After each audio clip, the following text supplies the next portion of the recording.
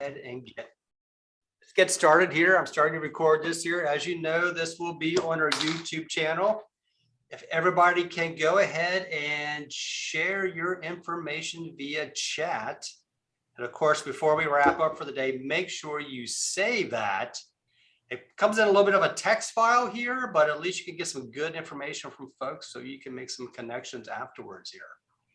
Troy, how do you save it for those who don't know? Not me, but other people who don't know. Not you.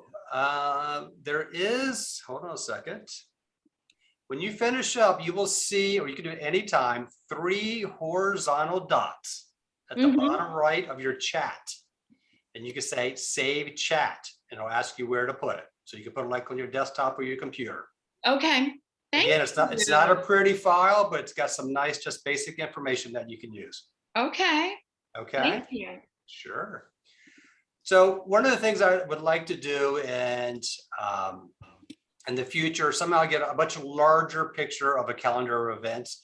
We talk about things through emails, we see things through our meetings here, but at least I wanted to kick off as to our agenda for like today. So I thought I'd put this format out here as to what is going on in the day of ESPC and our members here. So hopefully everybody can see my little screen that says today's calendar of events. So the first thing, of course, we have Meta Hobson. Thank you, Eileen, for, of course, bringing on another great guest here. He's going to be talking about Caption Call later on today. So I pulled out the 5. In terms of a very fun activity, as Eileen mentioned. I pulled out the one. Sorry about that. Angela has a special event, her 10th anniversary. Do you want to talk about your event today, Angela? Sure. So right now? Go ahead. Okay. Well, we are going to be having a happy hour from 4 to 6.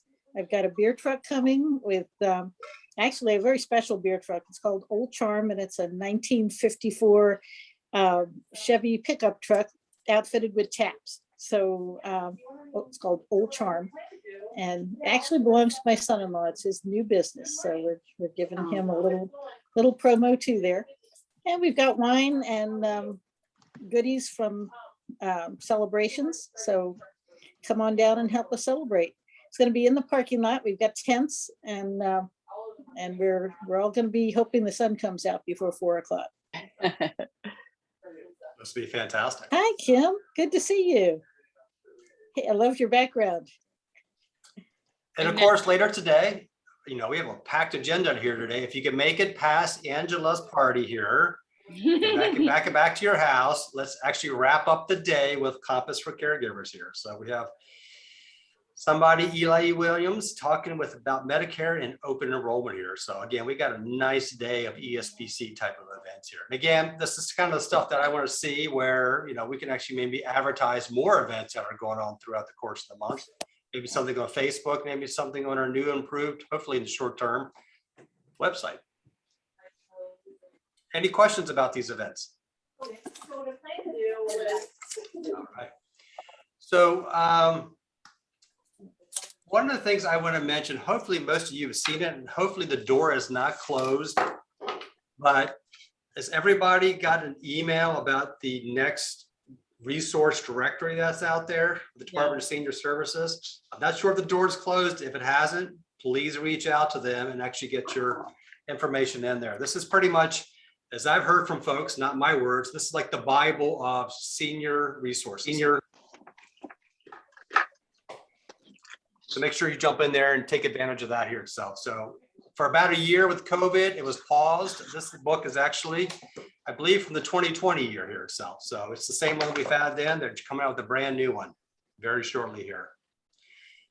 The next thing I want to go into before we go into our presentation here is we were in hopes, as we had talked about last time, to do a in-person meeting. And it's actually become a little bit difficult. So we looked for an outdoor one. We were crossing our fingers. I reached out to the board of directors to see if the weather was going to be okay. And everybody said, yes, let's go do it. You know, we'll just put a jacket on and we'll all be okay. Well, with the holiday that happened here itself in the short time frame, We weren't able to turn around because when we do a meeting, of course, the person has to have like a digital screen, a digital projector has to have a screen, and we have to have a microphone, of course. So the time frame, we weren't able to pull that off here. And of course, we're getting into the cooler months. So my ask is from the team, and you can email me if you have any ideas of an indoor facility. Maybe it's a church, maybe it's like somebody's a member of like an Eagles Lodge or a Moose Lodge or something like that, where we may be able to gather as a team here itself. Because I know we're all getting very tired of the Brady Bunch look with the virtual meetings that we're having. Unfortunately, with the variant kind of kicking back in right now, as we were talking about with Mary Helen earlier, with the spin meeting and other meetings that we're having, we're kind of seeing this happening, but we all have a desire to get back together here and actually meet folks and shake hands and do our proper networking. So any suggestions that you have, reach out to anybody in the board here, and we would be glad to hear about that. I think Ryan's got a big warehouse somewhere, doesn't he? I'm just joking, Ryan. So I'm going to stop my presentation. So Eileen, if you would like to introduce our guest here. Yes, I would love to. We're always looking for new information to share with our clients. And when I went to Aging Network Alliance meeting at Hartfield's, this young lady was there representing her company, and I actually had to get in line to get her card. This is a resource for our clients. It involves technology. And so please help me and join me in welcoming Meta Hobson, who's the account manager with Caption Call. Hi, Meta. Good morning. Thank you for having me, Eileen. And I've seen a couple of familiar faces on this meeting. So if it is duplicate information, I do apologize ahead of time. So my name is Mita, and I work for a company called Caption Call. And what we provide is amplified and captioning telephone service for people with hearing loss and that need the use of captionings to use the telephone effectively. When they use the captioning, it does not mean that they have to use captioning for every single phone call. For example, my father is 83 and he has a Baja. He's heard my voice for 50 years. He's not going to need to use Caption Call, but some of the other people might. If one of you ladies or gentlemen were to pick up the phone to call him, he would probably answer his Caption Call. And if you just give me a moment, I'm going to try to pull up my presentation here and see if I can find it. And I don't see my desktop. See our share button? I do see the share button. Okay. And for some reason that does not want to come up. So let me pull it up this way. I apologize, technical difficulties this morning.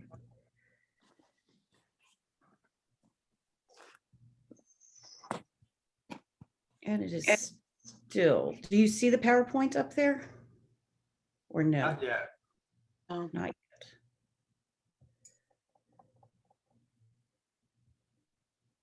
There it is. Now it's here.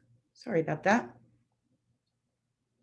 So I'm going to go through a quick bunch of slides here. We're not going to view every single one of them, but we will go through a few. And I am going to start. Well, we're just going to do it this way. So what we have is impacts of hearing loss in a COVID world and how people can stay connected through captioning. We're going to go over hearing loss statistics and effects on health, as well as hearing loss COVID research, wearing masks, and who, what, and why Caption Call can help you and help some of the people that you care for and your loved ones.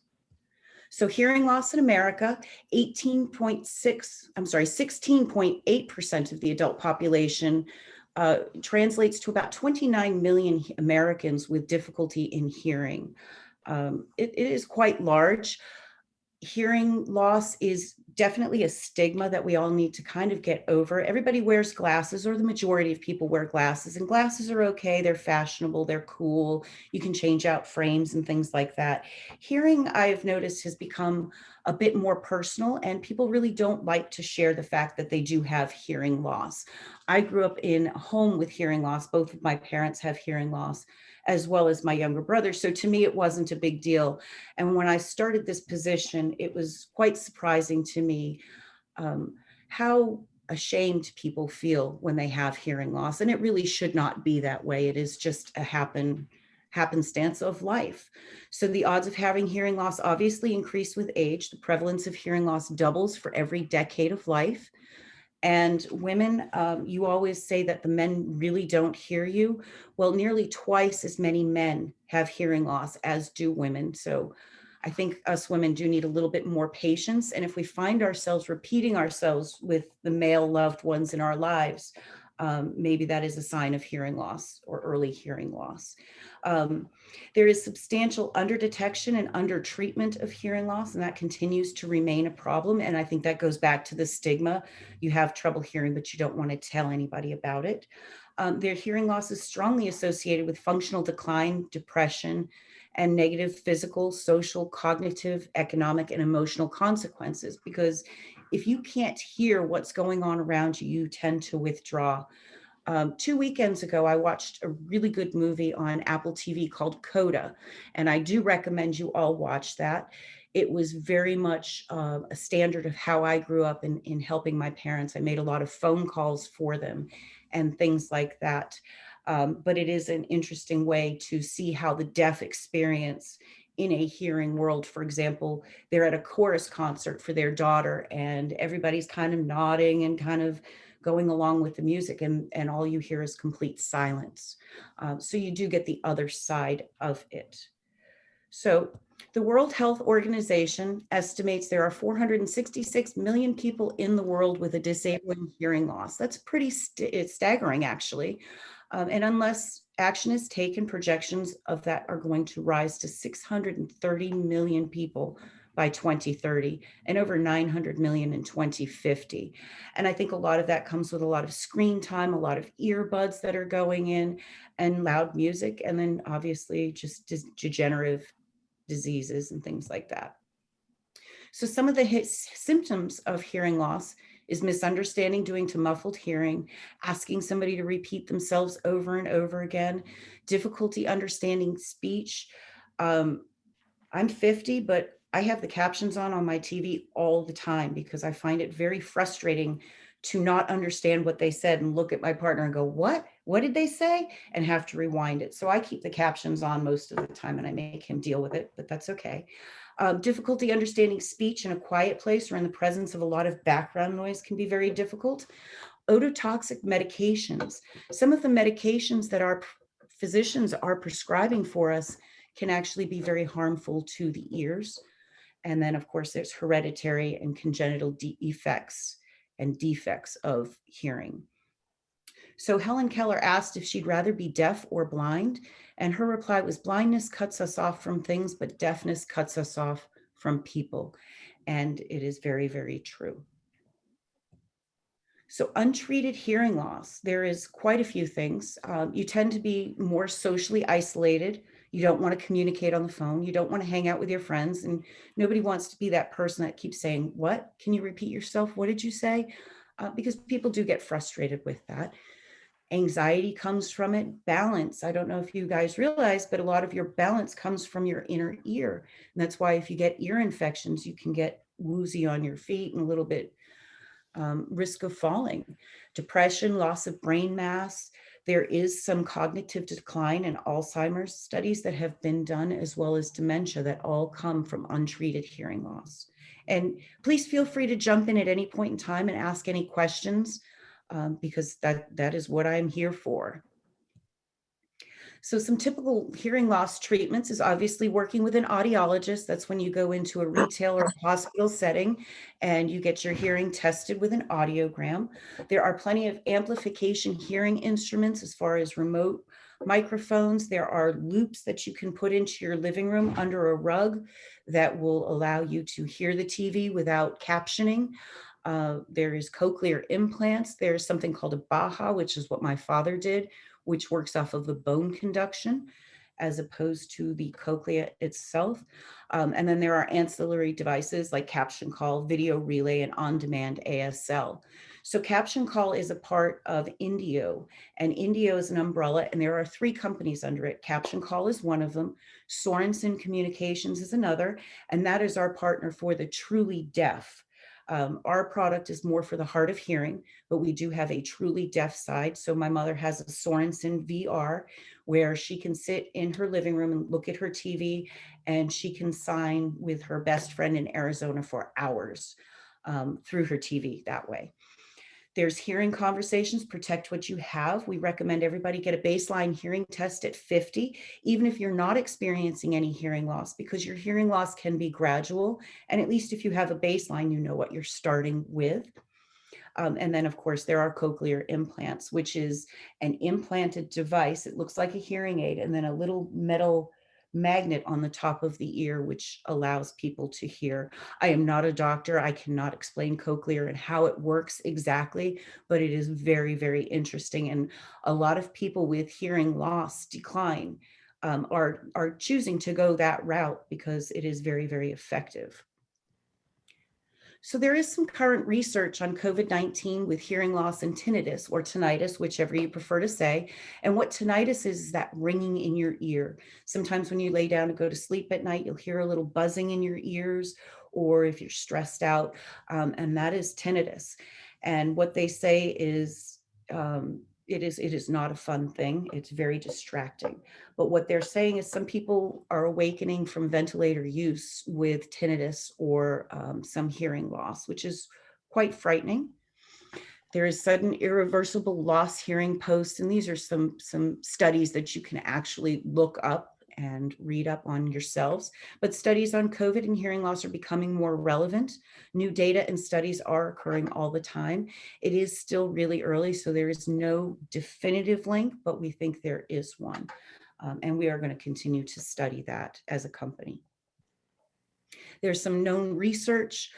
Measles, mumps, and meningitis can cause hearing loss. That was my mother. She was born in India during World War II. My grandfather was in the army as an officer. And on the boat ride back to England, she got meningitis. They didn't have any penicillin, and she lost her hearing, which is one of the more minor effects of meningitis. But there are several diseases that can cause hearing loss. It is really not of any age. She just happened to be 3 at the time. You can get meningitis at any age. And there are cases of people waking up just completely, their hearing completely gone. It happens, unfortunately. So some current research on how COVID can affect the ear is the nasal inhaling. The SARS-CoV-2 can trigger ear infections, which could cover blockages. I think this is called cytokine storm. It's again can trigger inflammation. The inflammation can occur around the structures next to the ear and start a tinnitus. And some of the medications prescribed, and again, I'm not going to butcher these, but some of them have caused damage to the cochlea, and the cochlea is actually what helps you hear. So they don't know if the symptoms are neurological in origin, but they can affect the auditory system in other ways. And it says it's unlikely that the SARS-CoV-2 virus will enter your ear canal the way it would your mouth and your nose. So you cannot get COVID via your ears, which is nice to know. So some current research that's going on is patients experiencing any form of hearing loss or tinnitus, consult with your audiologist or a hearing aid specialist immediately. Hearing loss does not get better. And if you find that your hearing is going down, it is definitely time to get it checked, because we can slow down the progress of hearing loss, but it can never be completely stopped. And tinnitus is a really hard diagnosis, and there really is no medical remedy for it. And it is very, very, like I said, it's very distracting. And I feel terribly for people that do have it. So some takeaways: COVID-19 patients are reporting hearing loss and tinnitus, and studies show 1 in 10 COVID cases are experiencing hearing loss as well. Not to scare you guys, but just to give you some of the facts. So changing the subject a little bit to the hearing effects on masks. Have you noticed that people can't really hear you and understand you if your face is covered? Well, let's times that by 10. If you have a hearing loss, it's going to make it that much more difficult, especially if somebody's talking behind you to you. So Caption Call, we do have masks that have the nice clear mouths, and I've seen some audiologists that are also embracing this practice, as well as the face masks. But as you can see from this gentleman here, with the full coverage mask, you are not able to see his mouth, read his lips, anything. And going to my mother, she just turned 79. She still works full time, but she definitely depends on lip reading. And these masks have been terrible for her. The effects on speech, so they muffle and block important lip reading cues, like I just said. It makes it very hard for other people to hear. It can also, you don't realize how much visual cues you get from reading body language, and half of that is your face. So if half of your face is covered, it's very difficult to go from there. So now I'm going to talk a little bit about Caption Call and what we do and what we provide. So we are a federally funded program. There is no cost to our end user whatsoever. We fall under the Americans with Disabilities Act that was passed in 1990 that required captioning telephone services for the deaf and the hard of hearing. So we are big fans of the ADA, obviously.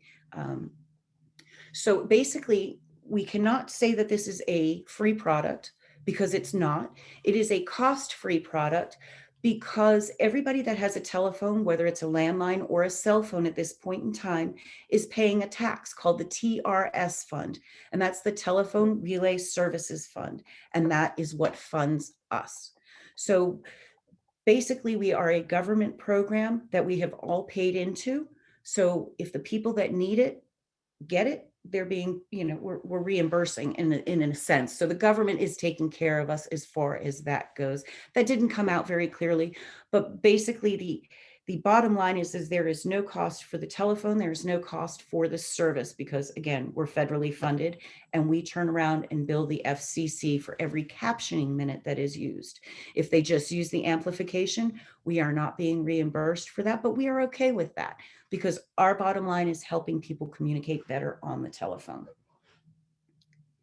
So it's the Internet Protocol Captioning Telephone Service, or IPCTS in my speak. And what this does is it allows the person with hearing loss to use their own voice. They speak back, and then the person that is calling them or the person that they have called on the other line is being captioned out for what they are saying. So your conversation, what you are saying is not being captioned out to the hearing person, but the captions of what they're saying are coming into you as a hard of hearing person. So what is Caption Call? We are a revolutionary service for people with hearing loss. And again, it is a regular telephone and we put it into their home. If they have home phone service already, they have a multitude of cordless phones. We are not going to take one away. We are going to add to it via a splitter. And we're going to get to what if you don't have a home phone line in just a minute. So basically, it is a telephone that has a big screen on it that allows you to caption. We also have a voicemail built in and a save call feature because I'll be the first to say I can hang up with a doctor's appointment and they're calling me to tell me that my appointment's at 2 o'clock and I'll hang up and I'll say, shoot, was that 2 or was that 3? There is an actual save button call that will save all the captioning out. So the way Caption Call works, it's kind of neat. The caller picks up the phone or the end user picks up the telephone to answer the phone. And then what we do is we third party in, oh, I shouldn't say third party. There is a third party on the telephone, and that is a captioning agent that does work for Caption Call. Everybody that works for Caption Call is fully vetted. We do not hire out third party. So we do solid background checks, the whole 9 yards. But basically the caller picks up the phone user picks up the phone, the captioning agent listens to what is being said, and then repeats it verbally. So if I'm calling my mother and I'm telling my mother that we need to cancel Saturday or move Saturday indoors because it's going to rain, the captioning agent will physically say into their headset and Dragon dictation, we need to move the venue for Saturday because it's going to rain. Exactly everything that I have said. And what that does is it translates into the end user of the phone and it comes across the screen as captions. My name, for example, is very difficult. It's Meta, M-E-T-A, but it's phonetically Meta.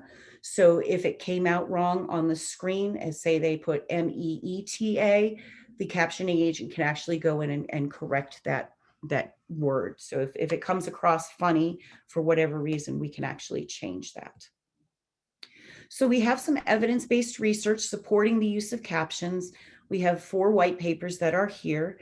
The benefit of hearing aids and closed caption for television viewing by older adults with hearing loss by Susan Callahan and Sandra Gordon-Salant. They are both PhDs and audiologists. And then the importance of caption telephone service in the meeting, the communication needs of people with hearing loss by Dr. Kochkin. These papers are available, as well as the one by Dr. Lin and Dr. Tremblay. Some of the benefits of hearing aids and closed captioning for television viewing with older adults is people who are hard of hearing have a distinct disadvantage by talking on the telephone. You have to say what a lot. You ask people to repeat themselves. You end up turning up the volume and everybody in the room can hear it. Necessary, excuse me, I can't read today, I apologize, but necessary viewing visual cues are needed for communication. So that would be the captioning words coming across the screen, and then captioning telephones that are customizable to deliver a speech signal based on the unique needs of the hard of hearing, while quickly displaying the speech in text format would appear to offer a viable function to those with hearing loss. So basically what we're doing on the telephone is what we do on the TV. You put on the closed captioning and you're able to read along and hear. So there is a little bit of a history of closed captioning. In 1990, the Television Decoder Circuitry Act was passed, mandating all televisions 13 inches or larger have captions. And 16 years later, the FCC ruled that all broadcast and cable television programming must include captioning, with some exceptions. I'm really not sure what those exceptions are, but it's pretty interesting. So a little bit of history of closed captioning. It actually started in Boston, my hometown, where was it? 1972 with Julia Child. She was the first captioning television program. So it's kind of a little food for fact. So they ranked people and they asked people with hard of hearing issues the importance of the telephone in meeting the needs of the community loss. One-on-one communication was obviously their most important thing, and that's the face-to-face. But number 2 was on the telephone. Everybody has a phone these days. Everybody has a cell phone, a smartphone, home phones, whatever. Could you imagine a day going without using your telephone and not being able to hear on your telephone? I'm not talking about looking up things on the web, but actually using the telephone itself. So it does get very, very difficult. And that is the number 2 complaint and the percentage of hearing loss. So that we really don't need to see. And then why patients use Caption Call. Caption Call has solutions for individuals without internet.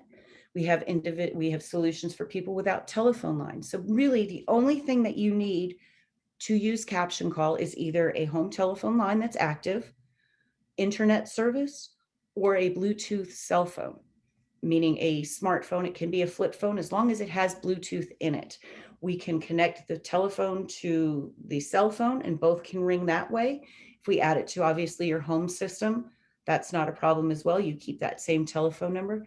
We also have iPad and Android and iPhone applications available as well. And if you do not have internet, we have a solution for that as well. So if you only have a cell phone, we can help you. If you only have internet, we can help you, as long as it's not a Wi-Fi. It has to be an actual modem, or we could plug into the back of. And there are different ways we can do it. We have installed in private homes. We've installed in nursing homes. We've installed in just about any location. So some of the features of the 78T, which is our phone design, is the large 8-inch display, which, as you can see, the live captioning going across. There's a longer handset. So our older phone, we realized that people were putting the telephone up on top of the hearing aid, and then the phone was only coming down midway to the mouth. With this one, they can put it on top of the hearing aid and it will come all the way down to the mouth. It is the small things, but it is the large thing. We have a save call reminder, built-in voicemail saved messages via captioning. We have an audio equalizer. So if you go to your audiologist and your hearing changes, we can actually use a system that will take a portion of your audiogram and program it into the telephone. Because quite honestly, who's going to wake up at 2 a.m. with that emergency phone call, search around for your hearing aid, put it in, and then answer the phone? It's just not going to happen. You're just going to reach for that phone. So that phone being set to the same level as your hearing aid can be quite handy as well. And if it's not, we have a boost volume that goes up to 121 decibels, which is as loud as we are able to make it. So we do have Caption Call Mobile as well. Like I said, we have the iPad here, which allows for a nice large screen for easier viewing. We do have iPhone and Android apps available. So if your hearing aids are Bluetooth to your cell phone, paired that way, you could actually be on a phone call and hold out your telephone through the Caption Call app and then read the captions as they're coming across your screen. So it's really a nice feature that we have there. And then we are available throughout the United States. We are not just in Maryland. We are not just in Virginia. People that have two homes, for example, if you're lucky enough to have a second home in Florida or Arizona, we can help out both of the homes. You don't necessarily have to be with the person. For example, if Auntie May out in California has a hearing loss and she could benefit from this, we can definitely go ahead and help her as well. We do cover Alaska, Hawaii, and Puerto Rico, just not Guam yet because I think it's a little too far out. So Caption Call is a little bit different. There is no cost service and delivery. We have complimentary installation and hands-on training, personalized training, and 100% satisfaction guaranteed. So basically, if you decide you want Caption Call for yourself or for your mother or whomever, basically you would call me and I take some information. Then we get on with scheduling and we schedule an appointment where we have trainers. I work with a young lady named Dina. Actually, I work with a bunch of trainers, but I work with Dina, who's primarily in the Frederick area. And what they do is they get the appointment on the calendar for her and for you. And it's based off of your needs and the needs of yourself. So if, Saturday at 12 o'clock works better for you than during the week, we can make that happen. But basically we'll come out to the home, we install the telephone, we teach you how to use it, we put some phone numbers in for you, show you how to put that in as well. And then we go from there. So we do provide ongoing technical support as well as customer support. So there's really no back end for anybody else to be worried about. Caption Call may be a telephone that somebody is only using once in a great while because they don't feel they need it yet. That is okay as well. If somebody has forgotten how to use it, whether it's a dementia patient or they just haven't used it for a couple of months and need a refresher, that's not a problem as well. We'll always send that trainer back out to the home for a refresher course at any point in time. If you move, say, for example, you're moving from Maryland to California, just call us and let us know. Once you've moved to your new home, we'll come back in and set your phone back up for you. It's not a difficult setup, but it can be if the person is not tech savvy. And Caption Call has responded to this pandemic very differently than a lot of other companies did. We actually hired and trained just under 4,000 captioning agents, as well as account managers and trainers, because people were isolated in their homes. What did you guys do besides watch movies? You talked on the phone, I'm sure. And imagine not being able to have that communication with your friends and your loved ones and being locked up for 8 months to a year or even longer. Some people still aren't allowed out. Especially in the nursing home facilities where they were not allowing people in. You couldn't see a loved one. You couldn't even peek at them through the window. So how were you able to communicate with a hard of hearing loved one? Caption Call could be an answer for that. So I'm very proud of this screen. So a Net Promoter Score is an internal survey of how your company is doing. So for example, Caption Call did an internal survey of all the people our clients and our customers that are using Caption Call at the moment. And the Net Promoter Score is a -100 to a +100. It's a little bit of a different scale. And Caption Call came in at 74, which is really, really high. If you can see, we are higher than Tiffany. We are higher than the Apple iPhone, higher than Costco. So people really do like us, which is really good. And who is eligible for a Caption Call phone?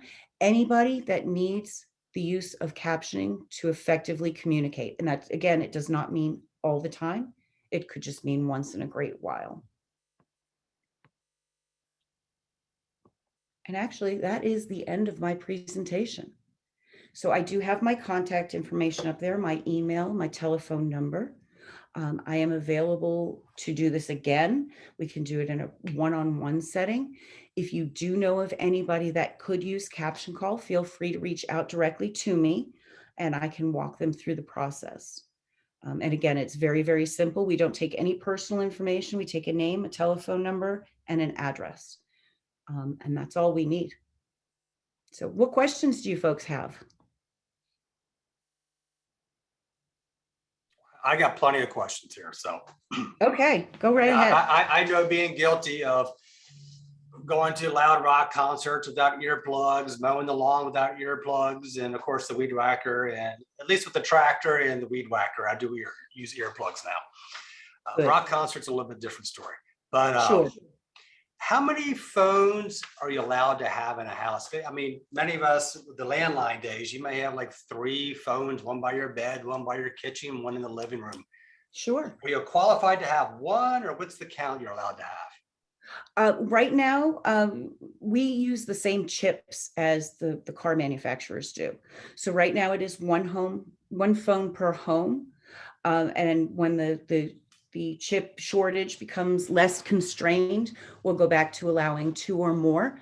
And it comes down to a mobility issue, you know, if you have an upstairs and a downstairs, or just for convenience. So there really is no limit. It's just with the chip shortage, they're asking us to do 1 phone per home. If you have 2 hard of hearing people in the home, we can get you 2. Oh, nice. So you mentioned the home phone is, for instance, you have like the iPhone app. Yep. Is that all the same phone number, or is it 2 separate phone numbers? The home phone would be the same telephone number because we're not going to prescribe you another or subscribe you another phone number. With the Android and the Apple apps, it's a little bit different because the cell phone companies own those telephone numbers. Okay. So what we do is when we download the app, we do a call forward because we do have to give you a new telephone number, and we'll do a call forward for everybody calling the old number into the new one. So you don't have to give out the new one. But when you make a telephone call from the app, calling out, it is going to be a different number. Not every time, but it is going to be a different number than perhaps what somebody may have stored in. And it's really just a quick message blast of, hey, I have this new product that's helping me. You're going to see another number come up for my name. And unfortunately, there's nothing we can do about that. So my last question is we have many clients who are, of course, have issues with hearing, but they also have issues with seeing. Mm-hmm. Do you have any phone features that, like, you know, almost like a Siri-like thing, like voice to call or something like that in the phone? No, we are strictly just for the hard of hearing and not so much for the visually impaired.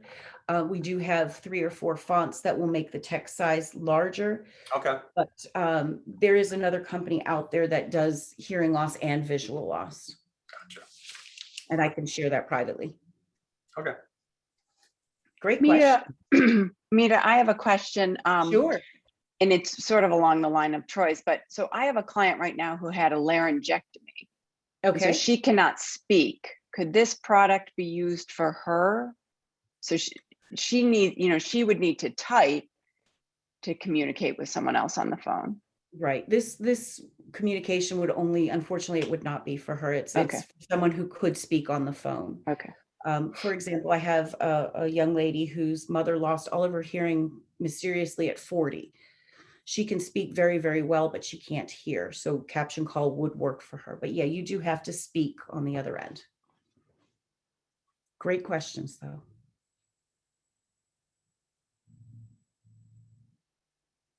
Any others? Is there any age restriction? I mean, could somebody in their 40s? Nope. Okay. There is no age restriction. We've installed for a 7-year-old boy up to 103. It's just the the necessity of the product. And for the 7-year-old boy, he had hearing loss, but mom went to work and he's went home, and you just, for communication reasons, mom wanted to be able to talk to the boy. And if I may ask, Dr. Brown, how did your patient like the Caption Call phone? Did it ever get installed? And I apologize for not following up on that. Oh no! So you interestingly, I was just ready to click to hit the road to go see patients, but I haven't heard yet. Last I saw him was a couple weeks ago. You folks had connected, and I won't see him again for another couple of months or so. But he does have some involvement with social work from the county, so I'll reach out to them and see what they say about it. Okay, thank you. I was just curious, and I can also thanks do for some doing that. research. I know. I'm tired of him yelling at me and me having to yell at him and on the phone. So hopefully this will help quite a bit. I hope so too. Thank you. But if anybody has any questions, please feel free to email, call, text. I answer all three, and I'm here for you, and I'm here to support our hearing loss community. And unfortunately, it is mostly seniors, but we are here to support them. Looks like we have something on the chat from Jenny. Do you conduct demonstrations locally? Sure, I can bring a demonstration wherever you want me to. There you go. Yeah, we can do it Any other virtually. questions, folks? Go ahead, Eileen. I just wanted to say thank you, Mita. This was great information, a lot of information. So thank you so much. Oh, you're welcome. I'm sorry if it was a little information overload, but I'm glad we got to answer some questions. Perfect. And I look forward to helping the seniors in our area. Thank So you. thank you all. I appreciate your time today. Thank you so much, Mita. Thank you. All right, folks, we've got about 10 minutes left. Are there any announcements that the group wants to bring up in the next month here to share with the team? Everybody's quiet. Go ahead, Julie. Yeah, so tomorrow is 1 month away from Walk to End Alzheimer's at the stadium in Frederick. And I am very thankful. I put it in chat. I'm thankful to Home Centris and Spring Arbor and Bridging Life and Frederick Health Hospice for being some sponsors this year. Thank you so much for that. And I am looking for some people in the Brady Bunch windows here to register your team. So hopefully those of you who have not yet done so will be able to register your team. I put the link there in the chat, but you can always go to alz.org/Maryland/walk, where you will find all of the Greater Maryland walks. Just plug in your zip code, and I hope that you can participate this year. And we are offering support materials for those who decide to stay in their community, whether you be friends and family or a senior living community. So reach out to me and I can help guide you through that process. But we're sort of making it a hybrid because we understand not all facilities and businesses will be able to get out to the in-person event in Frederick. So thanks for your time and thanks for listening. Thank you, Julie. Anybody else?